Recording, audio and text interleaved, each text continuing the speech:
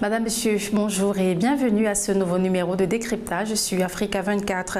Nous recevons Hamid Mernaoui, il est le directeur du Learning Center de Lawine, grande ville située au sud du Maroc. Ce centre appartient à la Fondation Fosbokra du groupe OCP. Il s'inscrit dans la stratégie d'opérationnalisation du développement social de la Fondation. Avec lui, nous parlerons de l'intérêt de ce centre pour l'insertion socio-professionnelle des jeunes, mais également des femmes et des entrepreneurs. Le centre dispense des programmes pour permettre aux apprenants de se former et de développer leurs projets. Pouvez-vous nous parler de l'impact du Lawine Learning Center? Le Lawine Learning Center, c'est un centre qui appartient à la Fondation Fosbokra. Elle est pour la réalisation et l'opérationnalisation de la stratégie de la Fondation Fosbokra pour le développement social dans la région. Vous avez beaucoup parlé de l'insertion professionnelle des femmes. Pourquoi avez-vous mis un accent particulier sur les femmes? Educate a woman, they say in English, je répète cela. Comme on dit en anglais, educate a child, educate a man. You educate a woman, you educate a nation.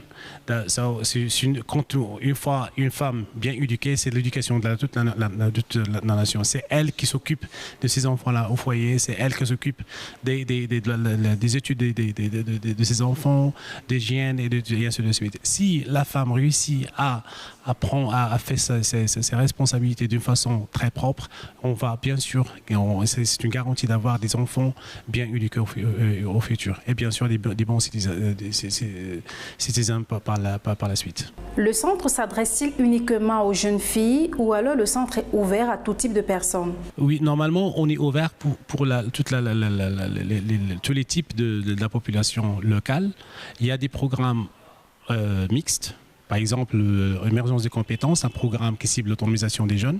Ce sont des programmes qui sont mixtes. Et, comme vous avez déjà voyé, il y a des filles et des garçons dans les mêmes classes. Il y a des classes, il y a des programmes dédiés juste pour la femme au foyer entre l'âge de 20 ans à 45 ans. Pardon, il y a des programmes, par exemple, d'entrepreneuriat dédiés juste pour les femmes, dans la même tranche d'âge. Mais il y a d'autres programmes où on peut avoir des gens mixtes, par exemple, l'entrepreneuriat, la création de petites entreprises, par exemple, les startups, aussi pour les associations. On a des gens, il y a des femmes, des jeunes, des vieux, parfois, c'est rare, mais notre cible notamment est la jeunesse. On veut vraiment travailler avec la jeunesse et on veut renforcer leurs capacités pour qu'ils puissent être plus actifs et dynamiques dans la société. Parlez-nous à présent de votre politique d'encadrement parce que nous avons eu l'occasion de rencontrer un ancien pensionnaire du centre, aujourd'hui devenu formateur. Au début, on avait un petit problème des compétences, surtout au niveau local. On se dit, voilà, il faut d'abord commencer par renforcer les compétences locales. Et maintenant, on a devenu à avoir une satisfaction dans certains programmes de 100%. On a commencé par l'amélioration des compétences locales, notamment par les compétences des encadrants et des formateurs. Comme je viens de dire que le programme d'émergence des compétences, c'est un programme dans lequel on cherche des talents, on cherche des compétences. Et une fois qu'on trouve quelqu'un avec un très grand potentiel, on le renforce à travers des formations des formateurs, à travers bien sûr, on a des manuels sur place, on a des procédures. C'est juste comme ça, on le renforce, comme ça ils deviennent, et on les insère dans notre programme, puis ils deviennent self-employed. C'est une question de temps emploi aussi. Vous avez parlé des jeunes start-upers. Vous organisez des concours pour détecter les meilleurs projets et les encadrer. Pouvez-vous nous en dire plus? Oui, pour les startups, normalement, il y a des modules de sensibilisation à l'entrepreneuriat parce qu'on ne fait pas juste l'entrepreneuriat, mais aussi la sensibilisation à l'entrepreneuriat, dans laquelle on organise une compétition qu'on appelle le JAB, c'est Junior Entrepreneur Breath. Ça, c'est une compétition.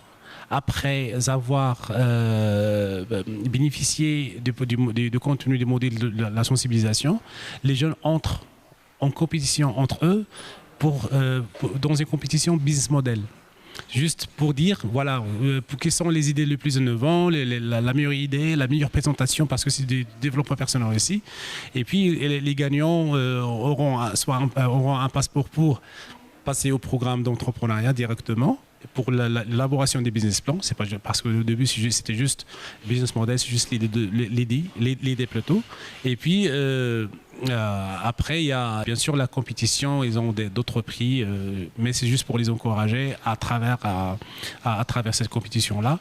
Notre objectif, c'est le changement des mindsets, des changements des perceptions et des attitudes des jeunes, et de découvrir l'entrepreneuriat, parce que souvent on entend d'entrepreneuriat, mais on n'a jamais essayé de toucher, d'essayer de faire des market surveys ou bien des market tests, et ainsi de suite. Quel bilan faites-vous de l'action de ce Learning Center? Maintenant, après 5 ans, on a plus de 14 000 bénéficiaires qui ont bénéficié de pas mal de programmes.